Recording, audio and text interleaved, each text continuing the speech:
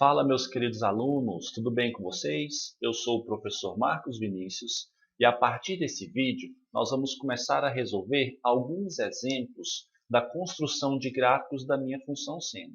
Lembrando que tudo que eu apresentar para a função seno, você vai proceder da mesma forma para a minha função cosseno, tá? Então, o que vai acontecer? Para a gente dar início, tá? Eu deixei aqui do meu lado esquerdo aquele primeiro gráfico que nós construímos no vídeo anterior, tá? Que é o gráfico da minha função f de x, que é igual a seno de x. Por quê? Porque eu vou precisar conhecer esse gráfico da minha função seno para mim construir os outros gráficos que envolvem também a minha função seno. Tá? Bom, então no vídeo anterior nós vimos o quê? Que o domínio dessa minha função seno são os reais e que a imagem da minha função seno vai de -1 até 1. Tudo bem? E vimos também o quê? Que o período dessa minha função seno ela equivale a 2π. Então, o que acontece? Olha só, eu marquei ele aqui até 2π, mas lembrando que ele continua para mais infinito e continua aqui para menos infinito também, porque ela é uma função contínua. Tá? Bom, o que a gente vai fazer? Resolver esse exemplo, a gente vai primeiro prestar muita atenção nessa função, seno de 2x. Olha só. Bom, o que você percebe em relação à minha função seno? Bom, aqui eu estou multiplicando por 2, tá? Esse ângulo da minha função seno. O que isso vai acontecer no meu gráfico? Bom, olha só, pessoal, que interessante é o seguinte.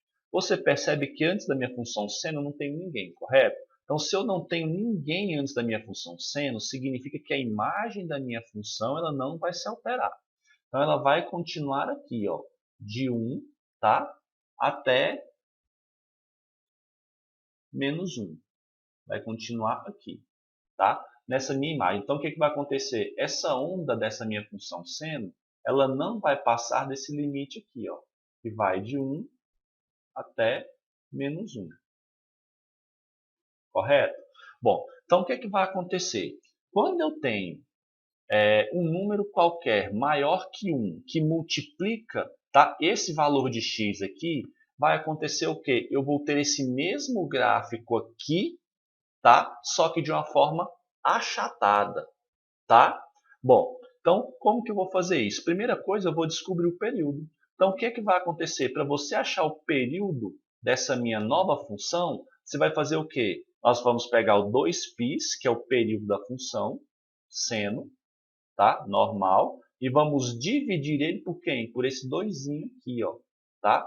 Por 2. Então, quando eu faço essa divisão, esse 2 com esse 2 cortas, eu percebo que o quê? Que o período da minha função ela é quem? Ela é π. O que isso quer dizer, professor? Isso quer dizer o seguinte, que tudo isso que aconteceu aqui no meu gráfico até 2π, nessa função ela vai acontecer onde? Somente aqui até onde tem π.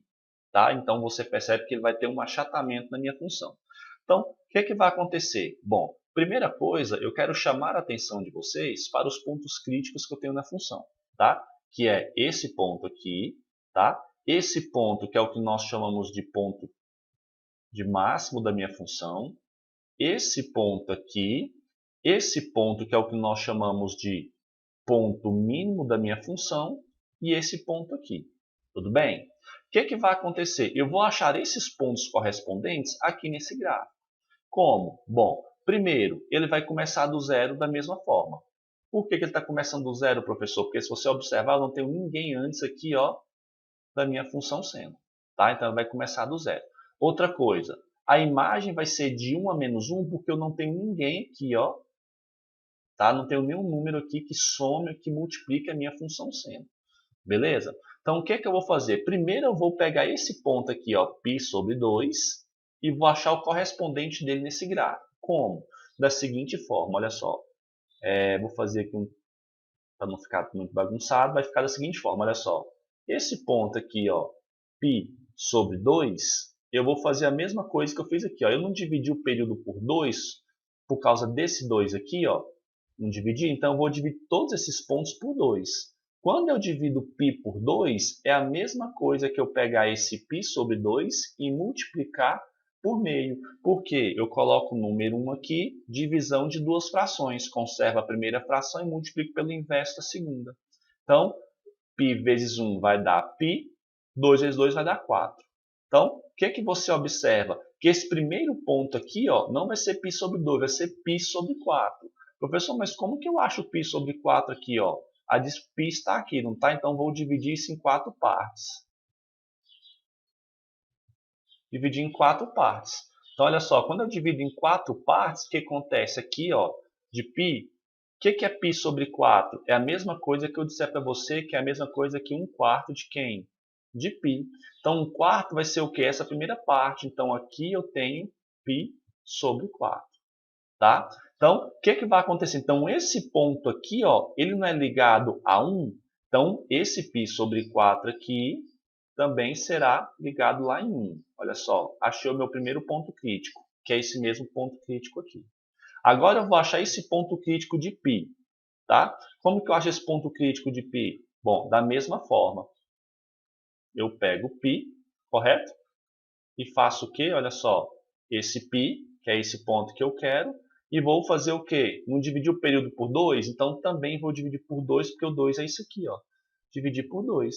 Então, esse ponto π, ele vai ficar em que lugar? Em π sobre 2. Então, esse ponto que era aqui em π, ele vem para cá, π sobre 2.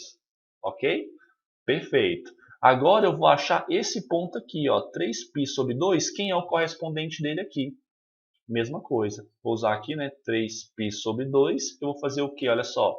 Dividir por 2 por causa desse 2 aqui, Então, 3π sobre 2, quando eu divido por 2, pessoal, vou aplicar aquela mesma regrinha. Coloco um aqui embaixo, divisão de frações. Conservo o primeiro, que é 3π sobre 2. Desculpa. E vou multiplicar pelo inverso de baixo.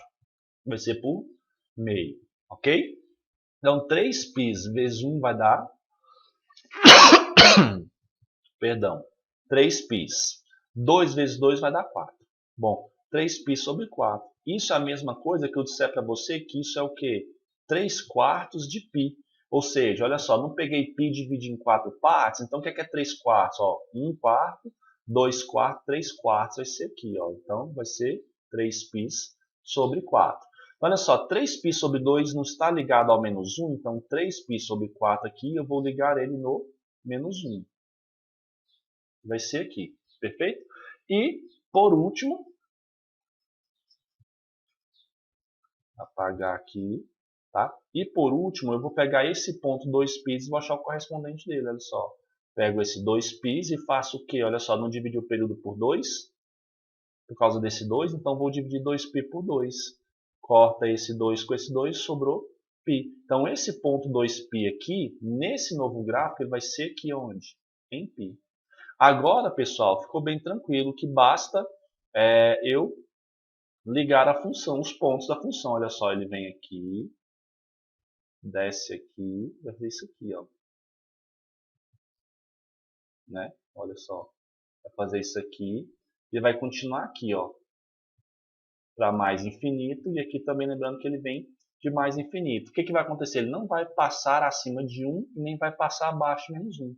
E essa é a minha nova função seno de 2x. Então, o que você percebe em relação a essa primeira? Deixa eu só mudar a cor aqui para ficar pensando para você enxergar. O que essa aqui mudou em relação a essa primeira? É o mesmo gráfico, percebe? Só que de que forma? De uma forma mais achatada. Beleza? Então, vamos para o nosso próximo exemplo.